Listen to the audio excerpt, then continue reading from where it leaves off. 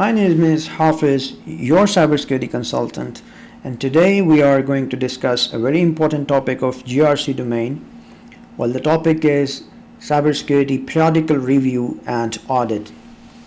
Here in this session, we shall discuss two items. Number one is review of overall cybersecurity program and all the controls of the NCACC framework. This review is actually done by the Cybersecurity Steering Committee, while the other part is audit. Audit is done either by internal auditors or by third-party auditors. Okay, we will discuss all these options one by one. As you can see in this slide, we started our session series starting with cybersecurity strategy. We discussed in pretty much detail. You can see my other session. And then we discussed how cybersecurity management works, how to establish a cybersecurity function, how to establish cybersecurity steering committee, and how that works. And then we also discussed on policies and procedures, how they are drafted, how they need to get approval, and how to implement them. And then we discussed about roles and responsibilities of the cybersecurity function, of the steering committee, and all the internal and external stakeholders which are involved. And then we also discussed on the risk management, which is the ultimate purpose of the cybersecurity program, how to reduce risk or how to mitigate risks in order to avoid to turn them into potential threats. And similarly, we discussed all other topics, and now we are here in periodical cybersecurity review and audit. Okay, let's begin with what is the main objective of cybersecurity controls review and audit. The objective is, of course, to ensure that cybersecurity controls are implemented. Not only implemented, but also in compliance with organizational policies and procedures, right? As well as related national and international laws and regulations. If you are complying with local regulations, local regulatory bodies, so that is good. But also if there are any further requirements from international regulatory bodies, then you also need to comply with them. Number one is regular compliance checks. This is the purpose of review and audit, so that your organization is always at the secure end. And then is independent audits. Independent audits mean it can be done through internal auditors or through external auditors, but not through the cybersecurity function itself, not through any other department like IT or any other. So it should be independent. And then is documentation and reporting. Whatever are the reports which you get after the review or after the internal or external audit, then you need to make proper documentation. You need to secure those evidences which you can present later on. And then most important thing is, whatever the observations are there, you need to create a remediation plan, developing and implementing the plans to address any identified gaps or issues. That is more important. Okay, only reporting will not do anything, but of course the remediation plan will work to fill out the gaps. All right, so the first control here is periodic cybersecurity reviews. Okay, and the tool here is cybersecurity review and audit template. I will be sharing with you the cybersecurity internal audit template, which is actually used to perform the internal audit. I will not share the external audit report template because it's always confidential for the organizations, for our clients. So, but for the internal, yes, I can share with you a template which can be used to build your internal audit process. What is the control implementation guideline? Conduct periodic reviews of cybersecurity requirements according to the approved plan. For example, quarterly, it can be 6-month basis or annually, right? So then is ensure cybersecurity controls are effectively implemented and aligned with organizational policies and procedures and national laws and international requirements. So this is the purpose, to ensure everything. Review is nothing but to ensure What are the expected deliverables? Approved policy or procedure. I will also share with you the template for policy, which is actually used to finalize and to get the approval from the highest authority in the organization. And then is approved plan for reviewing cybersecurity controls. Okay, this is actually the plan which should be issued by the Cybersecurity Steering Committee. They are the ones who actually review the whole cybersecurity program and the controls and how they are implemented, if they are in compliance with the laws or not. Whatever it is done by the steering committee. And then is confirmation documents for the implementation of cybersecurity standards. So confirmation documents, they can be achieved or secured from relevant parties. If it is related to third party, you can get it from the evidences you can collect from the procurement. If it is related to HR policies, you can of course get the confirmations with evidences from the HR department that the controls, they are in place or not, they are part of their policies or not. And then is periodic review reports. Whatever is reviewed, there must be a report that all these controls, they are reviewed one by one, and here is our report with recommendations. All right, fine.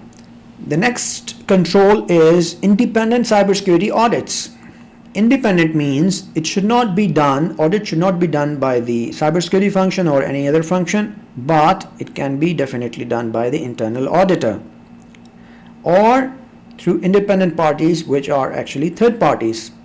In Saudi market, of course, you go to external auditors, or it is done by the NCA teams themselves. What is the required tool, which is Cybersecurity Review and Audit template? And what are the guidelines? Independent parties such as internal audit department or third party should perform the audits. And then is conduct reviews according to an approved plan. Okay, so this is the implementation guideline. What are the expected deliverables? Approved policy and procedure, approved plan for auditing. There should be a proper plan when this audit is going to be conducted. And then is audit reports by independent auditors on all cybersecurity requirements. This is the expected deliverable. Whenever there will be an external auditor coming to your organization, they will ask all these evidences. The last control is documentation and reporting of audit results. Okay, the template is required as a tool. Then the implementation guideline says document the results of the cybersecurity reviews and audit for both, and then is share and discuss the results. This is more important. Whatever is reviewed, whatever is audited from internal or external auditors, they should be presented to the steering committee. And the expected deliverables, approved policy and procedure, audit reports, and evidences that the results were presented to the supervisory or steering committee. Perfect. All right. So as I promised, I will share with you the templates which are used for audit and review. Here you can see there are plenty of policies, actually templates, which are here in front of you. I will only discuss today this one, Cybersecurity Review and Audit. Okay. Here is the template. The goal, this policy aims to identify and ensure that entities' cybersecurity requirements are based on best practices and standards in compliance with local laws and regulations. Alright, so the scope is this policy covers all cybersecurity controls and applies to all employees. And here are some of the policy items. Cybersecurity department review the application of cybersecurity controls periodically. Then is controls should be reviewed and audited periodically. Then is controls for sensitive systems must be reviewed. Cybersecurity controls are applied periodically at least once a year. Okay, so then is audit procedures must be identified and documented. Then is results of cybersecurity review and audit should be documented and discussed with the relevant departments. Okay, Results should be presented to the steering committee. RECI chart must be adopted. You must clear that who is responsible, who should be investigated, or who should be accountable, whom should be the communication done. The RECI chart should be updated. There are some other requirements which you can mention more. Cybersecurity department must take proactive and corrective action on audit results. Should limit the factors that led these observations, analyze them, find out their causes, and reduce their frequency. All right, this is very important, honestly. Whatever you are reviewing, whatever the audits you are doing, if you are not mitigating those risks which are actually causing the problems, or the risks may turn into potential threats. So here is the item which you can make sure that they are actually mitigated, those risks are mitigated. Then is cybersecurity audit policy should be reviewed annually, documented, and adopted. All right, fine. Now we will discuss how the internal audit template is framed. Okay, and there are in fact 114 controls there are. We cannot discuss in one session all of them. I will only take one sample, and the rest you can think how they can go on.